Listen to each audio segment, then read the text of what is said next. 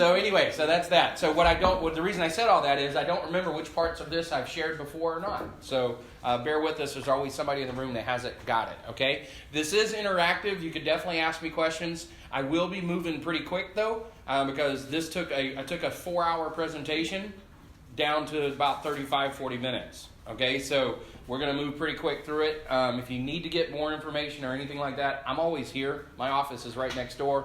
And if you guys understand my relationship with the team, you're available. I'm available to you anytime, any place, okay? Thank you. All right. So selling versus teaching. We're going to jump right into the thing you need to understand about investors is it's not touchy-feely. That's not the kind of touchy-feely it is, but it is more of a teaching versus a selling. When you're selling, it's more transactional. When you're teaching, it's more long-term relationship. If any of you had any kids in school, if you were a teacher, your kid was having trouble with understanding a concept, you wouldn't kick the kid out of school, or you shouldn't kick the kid out of school. You should figure out how you as a teacher can get better at making sure you explain concepts simply. Okay? So in this case here, if your client's not doing what you want them to be doing after you've presented them a good investment opportunity, it means that you haven't trained them well enough. You haven't taught them well enough what a good opportunity is. Does that make sense? They're not understanding it. Don't use industry jargon. We're going to jump into a bunch of it without explaining it. And then focus on the need of them, not on your salesperson's need. So we all have these business models. When you get into the investment side, you need to make sure that what you're selling them it's almost more of a financial advisor relationship than it is just a transaction. So we won't spend a lot of time on that. I think you've got it. Need of the client. Okay. How do you know what the need is of the client? The way you know the need of the client, you should already be doing this in many cases but now you're just changing. It's not just about their needs for the house because they don't have to live in this property. It's their need for income. It's their need for finances. Where are they currently financial? If you're going to help somebody get somewhere to a destination, you have to understand a couple of things about that destination. One, when do they have to be there? Where are they trying to go? And you better start with where are they now? Okay? So here's their questions. What are your goals? What are the goals? What's your time frame? What kind of investing are you interested in? What have you done in the past? How did that work for you? Right? What kind of returns are you getting on your other investments? Get outside of real estate with this question, because you'll find out that they got $500,000 sitting over here getting 4% interest in the stock market, whereas you could walk them through getting it into a separate a 401k or a self-directed IRA and run it that way. Okay? What kind of returns do you get? What resources do you currently have? What do you need to do to access these resources? There's a lot of different time frames involved with like using 401ks, making transfers, and things like that. You want to get that lined up. What would obtaining your goal mean to you? This is a big question. What are you going to get out of attaining your goal? What is your goal? Is it to provide for your kids? Is it to provide for your retirement? What is your goal? What does that look like for you? And then what are you willing to sacrifice today for tomorrow? Okay? This is still kind of touchy-feely, but it's very important for you to get into these questions because later on, as you're trying... Are you okay on... Yeah. Let me see. Okay. Later on, as you're trying to guide them, you're not going to be able to guide them if you don't have this background. Okay? Now let's talk about people as you start moving into working with investors. Everyone could be an investor, right?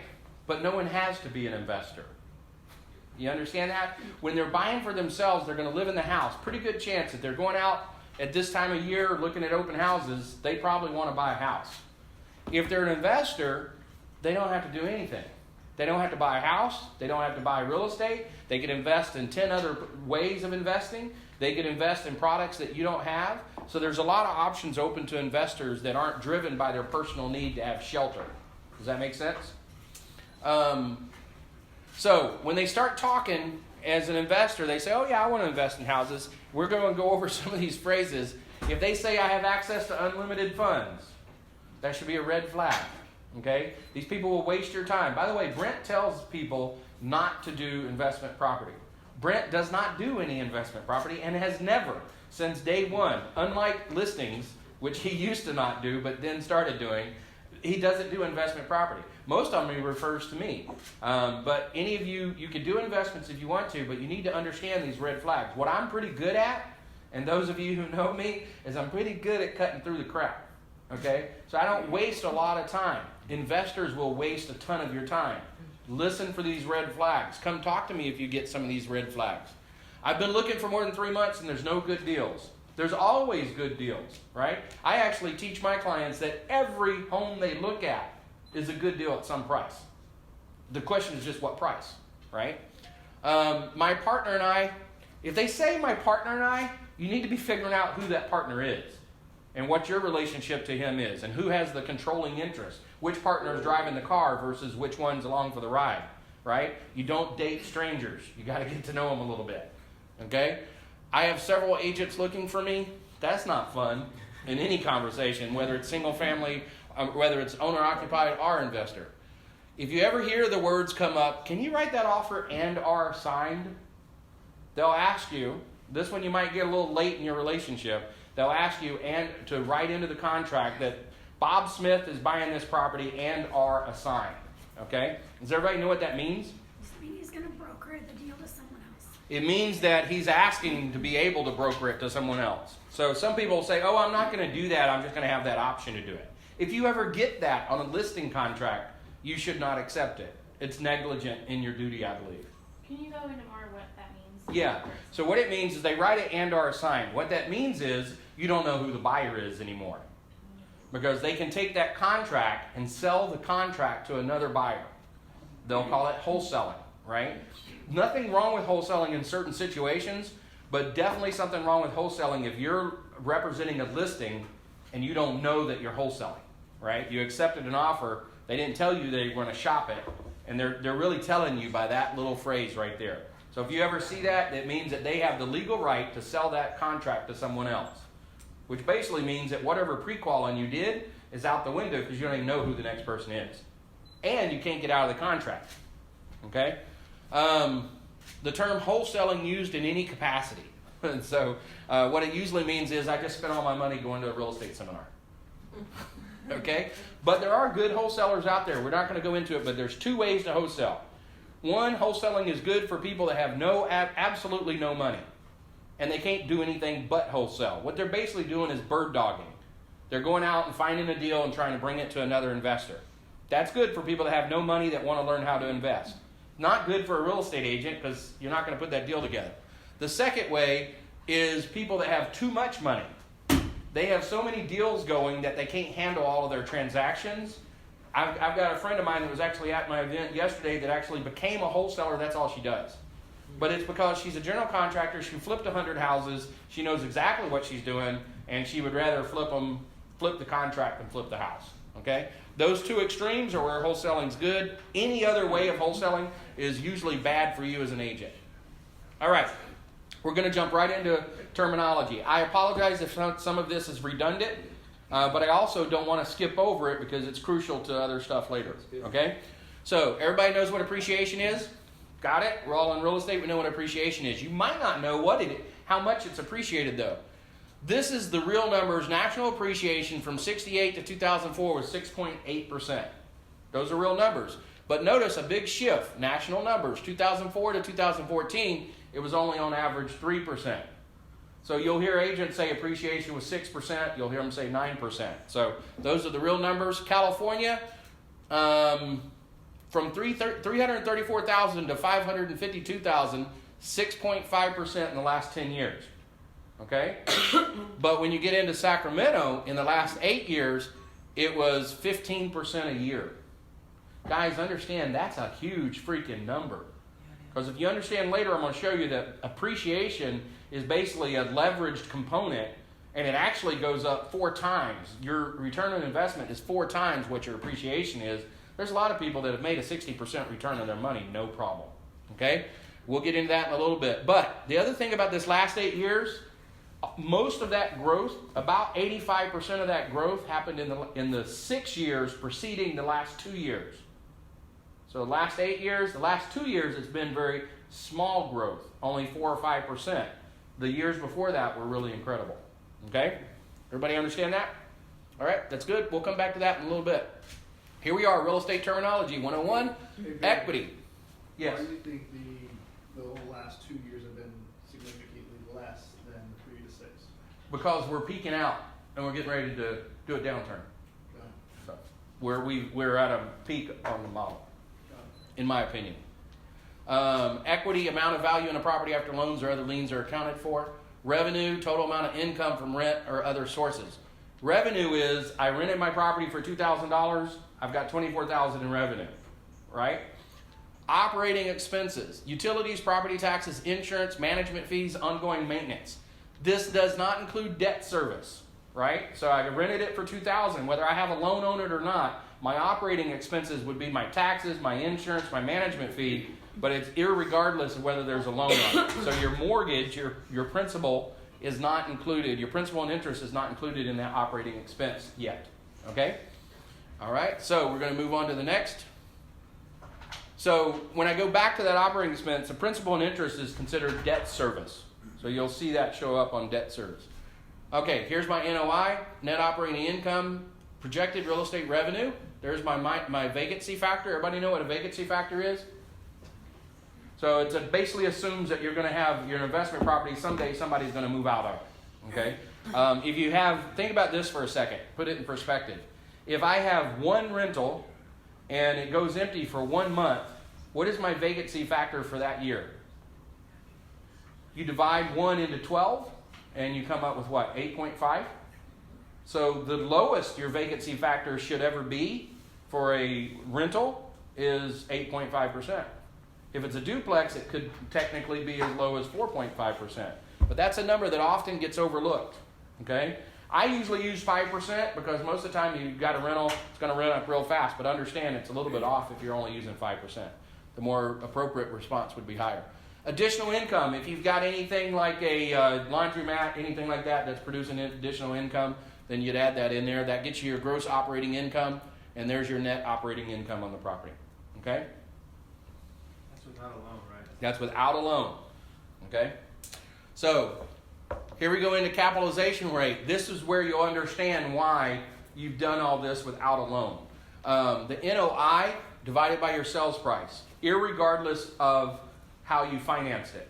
Okay? So what this number is good for, it's good for comparing two different investment opportunities, which one has the best return, which one's going to generate the best cap rate.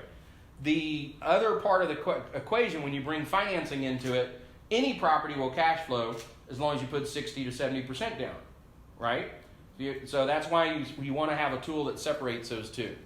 All right, so your rent of $2,500. I have a house that they buy. It's a your purchase is going to be a $400,000 house, and it rents out for $2,500. 2004 house in Elk Grove would probably fit that description. Okay, so your rent's going to be $2,500. You got $500 in expenses. That's $24,000 a year divided by your purchase price of $400,000 is going to give you a 6% cap rate. Everybody understand that so far? Pretty simple, right? So income divided by purchase price. Gross rent multiplier is the 2,500 times 12 divided by the annual sales price divided by annual rent, right? Those are kind of the inverse of each other. Some people like using GRM better because it's a purer number without any expenses. I'm okay with using the cap rate. I use a gross cap rate because within the same asset class, I can kind of assume that I'm going to have the same expenses when I'm looking at 100 properties at once. I just like that one a little bit better. Okay. What would happen if I knew I had to do $50,000 worth of repairs to that house as soon as I bought it, though? I would probably stick it on the $400,000. And instead of dividing by 400, I'd divide by 450. Because in effect, I really had to spend 450. The same thing would be true on the expense side. If I knew I had an HOA, I would go ahead and count that out. Because not all properties would have an HOA. Okay? And so that's kind of how I deal with those two numbers to get through that. Okay? Return on investment, amount made divided by amount invested. This is a simple concept. By the way, none of real estate is really complex. Most of it's all pretty simple. It's just how many layers of items did they stack up in order to get there, right? So you can break down just about any type of real estate. $100 stock that sells for $120 means you got a $20 profit. We're all okay with that, right? And $20 profit divided by the $100 it took for you to get that profit is your return on investment. Everybody good with that? All right, then we're going to jump into a little bit more. Here's another component you need to know is how long did you hold that property? So if you held that property for less than a year, you're getting short-term capital gains. If you held it for more than a year, you're getting long-term capital gains. Now, you're not a tax expert and you're not going to give tax advice. However, you should understand your client's position. Is your client up here where they only make $20,000 a year? They probably aren't buying an income property, right? Down here, they might very well be in this category, $77,000. They're probably owning an income property. And if you look over here, if they sell that income property less than a year, they'll pay 12% on their taxes, right? That could be just about anybody. That could be a grandma on Social Security, and she sells that duplex, she's going to pay 12% of taxes. You want to save her more than your commission? You want to earn your commission? Talk her into holding it for at least a year. Don't flip it. Hold it for a year, okay? Then she pays nothing, right? You want another situation there? You got somebody that's tight on income? Maybe they don't want to sell it outright. Maybe they want to take structured payments. Maybe they should take payments over 3 years because it saves them $12,000 in taxes, okay? They don't have to pay that 12%. If they take those payments and it keeps them down into that price range, then that might help them out. Everybody understand that? So be aware of these numbers. When you get down into these numbers up here, you might say, well, I don't have any clients that make $400,000. My clients don't make $400,000 a year. They might have the year they sold the house because they made $200,000 in profit, right? Remember, we're not talking about owner-occupied houses. We're talking about investment houses. Owner-occupied, they already get an exclusion if they've been there for 2 out of the last 5 years. You don't have to worry about it. But over here, that's a 20% profit that they lost. They paid Uncle Sam 20% that they didn't have to pay him if their agent had told them to be a little bit more selective with what they do. Maybe they could have done a 1031 exchange. That would have been really helpful, right? Information to know if they were planning on reinvesting that money. Or maybe they just took a structured payment and kept their numbers down. Everybody good with that? By the way, when you're out there talking, thank Donald Trump. He brought those numbers way down. This side right here for short-term capital gains and this side over here was much higher before. So until that tax change came, is what happens when you put a real estate guy into the office. He took real good advantage of that. His retirement will be great, quite different based on that. All right, so asset classes. Guys, your client already likes pistachio or chocolate. And if you've ever had a conversation with somebody that likes chocolate, trying to get them to like pistachio, you can't really do it. Okay, so you need to figure out what they like, and your first transaction is probably going to be what they already enjoy eating. Now, later on, I'm going to educate them on why they should move up the food chain and change into a different type of ice cream. But the first time I work with them, and as I'm earning their trust, I'm probably eating the ice cream that they like. Okay? Everybody understand that analogy? Okay. So, single family, duplex, fourplex, 5 to 16 units. This is just kind of some numbers across them. These are kind of average numbers of what you might pay. Notice the cap rates are different. So why would the cap rate be different for a fourplex? In this case, higher is better for the buyer. So why would for a person that owns it, why would it be different? 8% is quite a bit different than 4%. Why is that? Income, yeah, produces more income, right? So shouldn't everybody buy that one? The fourplexes? Maybe, right? Do you guys own any rentals? Anybody own any rentals? You own fourplexes or single families? Which one has more risk? Fourplex or single family? Single family has more risk? See how we're divided in the room? Right? Huh? Yeah, fourplex has more risk. You own a lot of real estate too. Yeah. So it's how you measure risk, right? So single family has risk of what? The biggest vacancy is your biggest risk. Every time somebody moves out, it will in reality probably, unless you're really good at it, take you 2 to 3 months to replace that tenant. That's a huge risk. You lost 16% of your income right there, right? But fourplexes have a different kind of risk. They have management risk. You got to deal with people that you normally don't deal with. Most of the time, they're in areas you normally don't go, right? So you have those kind of risks that are associated. You have more people risk associated with that. When you increase your risk, you increase your return, hopefully. Usually the reason you take on more risk is because you're getting a better return. That's 50% better return. That's a big deal. Okay? All right, so I'm going to show you some mitigating factors that help with that. So your management level is high. Over here it's the highest. If you get beyond 16 units, you actually need an on-site manager. Below 16 units, you don't have an on-site manager. Most of us probably won't deal with things higher than 16 units. In the residential capacity, on the commercial side, you definitely might. Okay? Your leveraging ability. Leverage down here, single family, most of the time you can pick up something really good for 20% down for your down payment. So that means you're leveraged 5 to 1, right? If you're only put 20% down and you bought a property that cost 5 times more than that, then you're leveraged 5 to 1. 75%, now you're leveraged 4 to 1. Okay? The reason that is common is because you'll have a lot of people that will do 25% down for commercial property or for income property. You get a better rate. Okay? This DSCR, that's one of those acronyms we talked about earlier, debt service coverage ratio. The banks, when you get up into these bigger properties, their commercial loan, anything above 4, they really don't care how much money you have to put down. It's not about 35% or 25%. What it's about is you have to have enough money to cover the operational expenses plus 25% on top of that. So they're building in a buffer no matter what the price is. Okay? So they don't care if it might take you 40% to get your operational costs down to cover the 1.25% debt coverage ratio. Okay? It might take you 50%. I don't know. Each individual deal has to do that, and your income plays into that as well. Okay? Everybody good with that?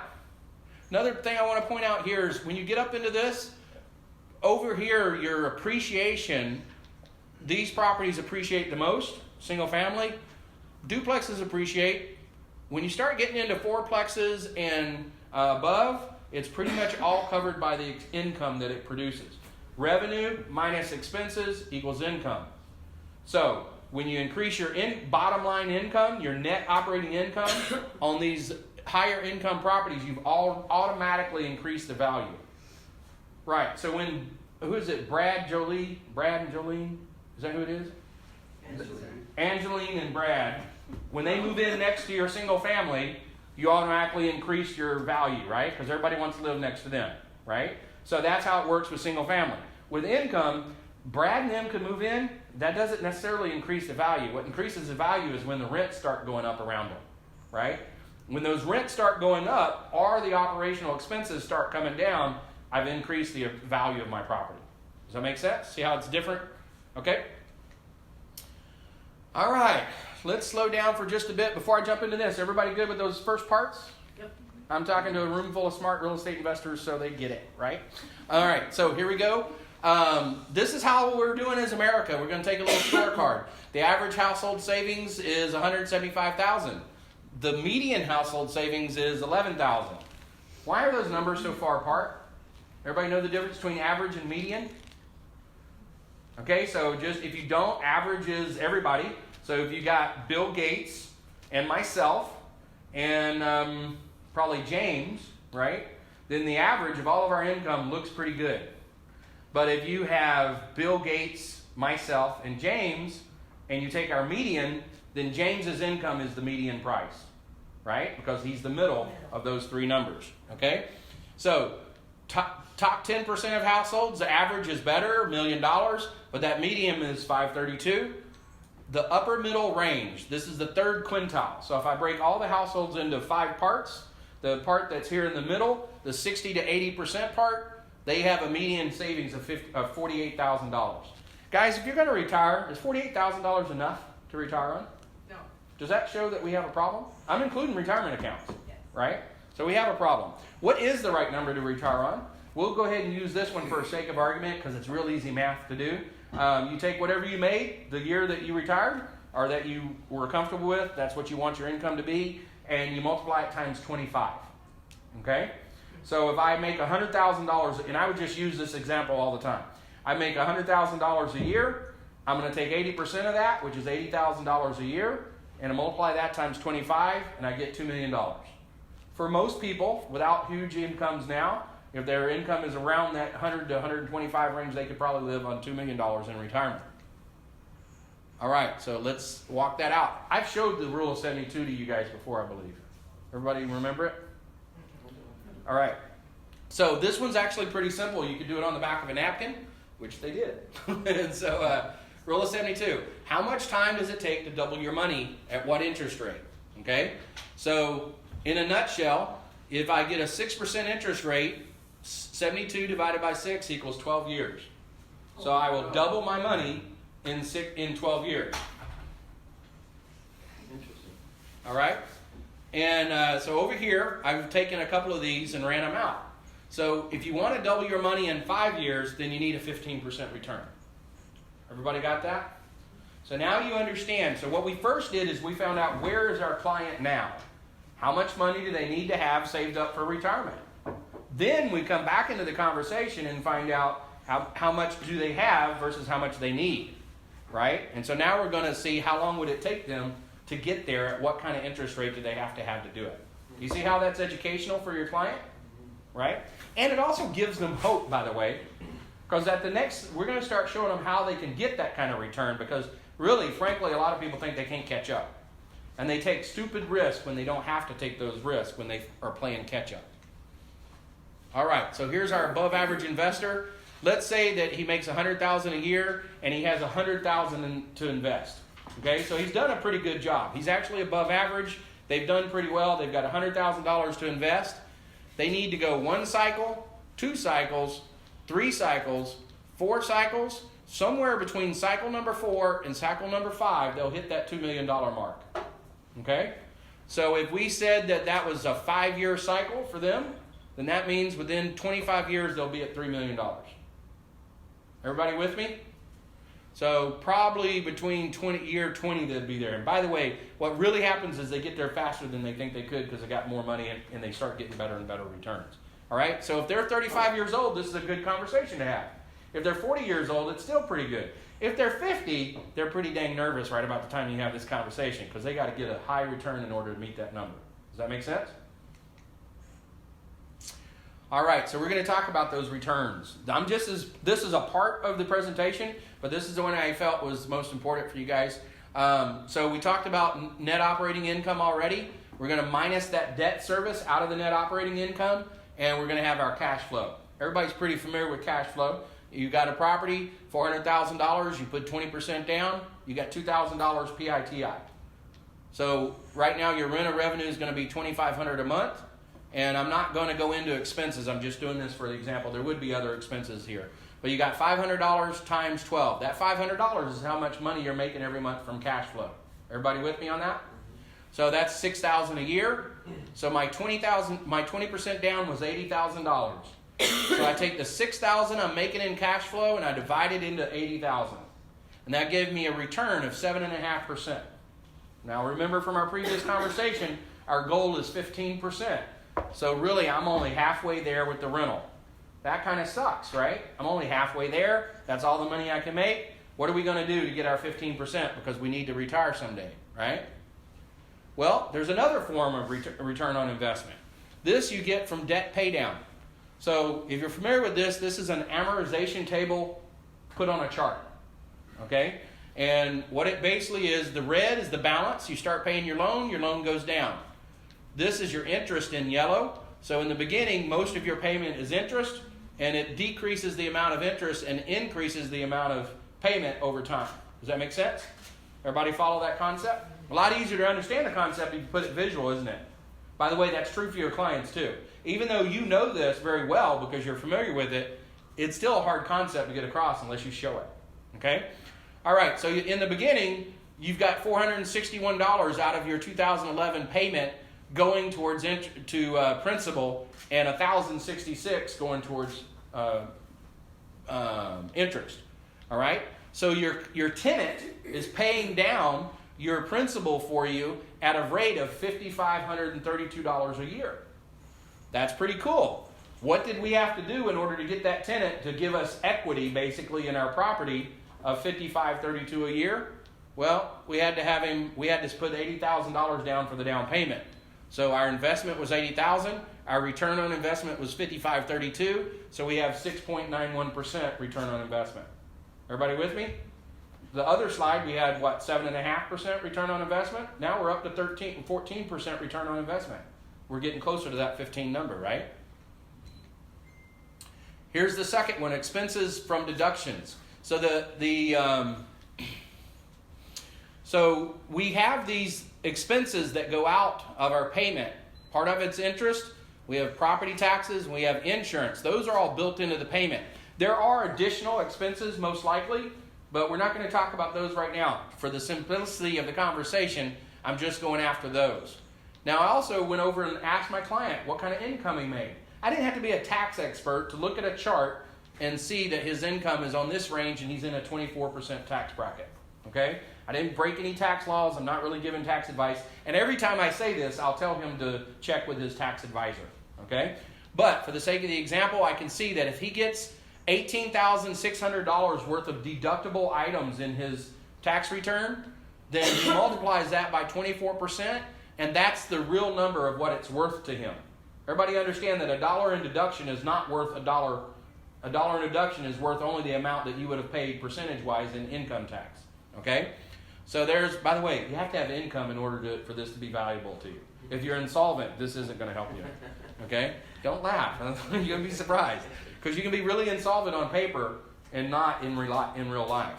A lot of self-employed people spend a lot of their time, including us real estate agents, writing everything off and we have no income. Well, that might affect you if you don't have income to take your deductions against. Okay? So 4464, same kind of thing. You recognize now that's the return. This is the investment. Now you got another 5% return. Depreciation. This is a biggie. All right? And I can see James back there nodding his head because he remembers this because he owns those properties and he's depreciating all of them. Depreciation is the biggest difference where you'll see a paper loss even though you're really making money. Okay? The business world really goes around on depreciation. It drives a lot of decisions in real estate. Okay, this depreciation schedule for residential property. Remember, anything from between 1 and 4 units. Residential property is 27.5 years. In this case, being shorter is better than being longer. The commercial depreciation schedule is 39 years. Okay? So you got your house price was $400,000. We're talking about a single family. You take out the value of the land. Most of the time you can see that number right on the tax return if you've never used it before, but it's usually right there. The value of the land is less than the house of the price. Most of the time I usually find that it's 30% off. The land makes up about 30% of the improved value. Okay? So I take that number, the 280, bring it down over here, divide it by 27.5, means that that's worth a $10,181 depreciation deduction. Okay? So by the way, I get that every year. So that's pretty cool. Until I've used up the 27.5. So that's $10,181. There's my 24%, and now I've got the 2443 as my value. So there's my 2443, and again, it cost me $80,000 to get it. So I get another 3% return on investment. Everybody good with that? Everybody follow that? Okay. All right. So here's my ROI stack. See this big one? By the way, that's supposed to be $1 million.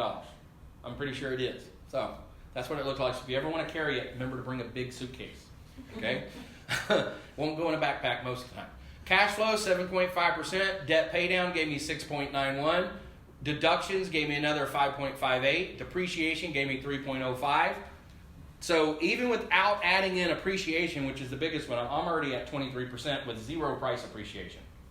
Everybody good with that? Now you're starting to understand why it's good to invest in real estate long term. When you really get an understanding of it, you can pass that understanding to others. When you really believe it, they'll really believe it, right? So that's what it is, 23% without even going to appreciation. Appreciation blows this number out of the water. Appreciation winds up being so good it's hard to believe, okay? So with appreciation, $400,000 property, could you guys see a 4% appreciation rate? Could you see that property next year being worth $16,000? I could. Matter of fact, for the last 8 years, it's been 15%, not 4%, right? So the power of leverage, you only put down 20% on that property most likely, and you got to leverage it for, 25% if you got a better rate. Most investors, a lot of times, are now switching to 25%. So you're here, you got that gave you a 20% return. Okay, everybody good with that? We already had a 23 plus this 20. We just got a 40% return on our money. You hear anybody in the stock market giving you a 40% return on the money? Nope. Not going to happen. All right, so how do we do this? I take a look at a lot of properties, right? Everybody knows you can pull all the MLS out to a spreadsheet, okay? So you can pull the entire MLS out to a spreadsheet. So I'll pull out by asset class. I'll filter it I'll pull all the income properties out and filter it out by asset class. And then what I'm doing is I'm coming over here and I'm using a gross cap. I'm creating a screen that's measuring the rents and giving me a gross cap. I also look at how much per square foot everything's renting for. So it gives me a real good number when I'm working with a property. I know everything in town, what the rentals are going for. I do this on a regular basis, okay? So that gives me a screening tool. We haven't got into it, but I'll show you some fix and flips in a little bit, but I'm going to go ahead and talk about the screening tool I use for that too. I do the same thing on fix and flips. Fix and flips, it's a much more manual. I have a search set up for properties that are likely to be undervalued, right? Then I'll take those undervalued properties and I physically go through each one of them quickly and figure out which ones I think have some value and some room on them. I take those to a list and then I'll measure those lists against a radius circle around the property. So what I'm doing is I'm saying if I'm going to buy a fix and flip that I'm going to put money into, I need to have a 30% markup to ARV at least, right? ARV is after repaired value, right? So maybe you have two different kinds of flippers, pistachio and chocolate. Two different kind of investors, pistachio and chocolate. And then even within those ranks, you have different things that they like. But you need to find out really quick whether you're looking at a guy for a flip or looking at a guy for a buy and hold. They are not the same animal, okay? So when I get those diced out, what I'm looking for is a discount to market value of at least 30%. So if I do that radius, if I've got a property that's $200 a square foot in the radius, then I need to see that I can buy that for around $140 a square foot. If the radius around that property is not selling current sales at $200 a square foot, then I got to be able to buy it down at the 140 mark. Does that make sense? If I'm at 185, no reason for me to look at it, right? Because normally I can't do that kind of. And again, what I do for you guys is a little bit different because you're looking at lots of properties at once. This is out of 8,000 properties that are available on MLS. You need to get it down to 15. Right? Okay? So total different do it. You're not taking somebody out because little Susie needs to go to this school, and so you're going around the school. These investors will take you all over the whole city. Does that make sense? So what you're looking for is the deals. So build your own screening tools. Anybody on this team is welcome to a copy of one of my screening tools. You can build your own. There's nothing I'm doing to get these properties that is anything different than what you can do. You can do all the work that I do. If you want me to do the work for you, I do it every month for myself anyway. If you want a copy of what I do, then it's $19 a month or $199 a year. Okay? If you want the flip one, it's $39 a month or $399 a year. And then you're working off the same data that I'm working off on my properties. And if you want them both together, there's a little team, $49 or $50. Tools that I use. Investopedia. Investopedia gives you anything you want to know. All that stuff I talked about, the stuff I threw out there real fast, cap rates, net operating income, any term you ever wanted to know about, Investopedia will give you a real good working definition of it, okay? Related to real estate. Some of the terms, you have to be careful because some of them are also used in the financial planning world, stocks and bonds world, and you'll need to make sure that you're going after getting a real estate definition. Sacramento Appraisal Blog. Highly recommend this. Ryan Lundquist does a great job. And he's not an old man. You would think he'd be some guy in a tweed jacket somewhere. He's actually a young guy. I was really surprised when I met him. Property Radar, that's Sean O'Toole's out of Truckee. And he does an incredible job. Used to be Foreclosure Radar, and then we don't have foreclosures anymore. So what's a good business guy do? He changes the name of the company. Still a really good place to find NOD lists, to find properties that are going to foreclosure, to find anything like that you're looking for. I recommend a membership at his site. Podcasts, this is all free stuff.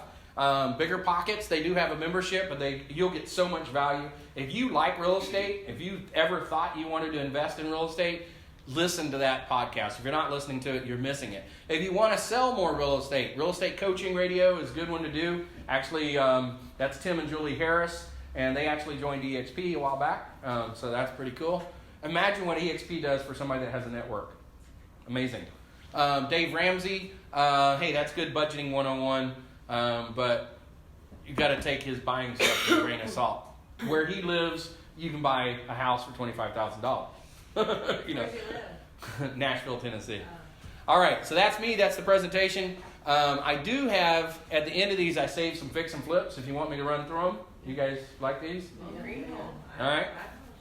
So this is one that I did. I've got a sheet that you can use. You could give it to your people. And so I've got a sheet of about 18 or 19 properties that I've done and the before and after pricing on them.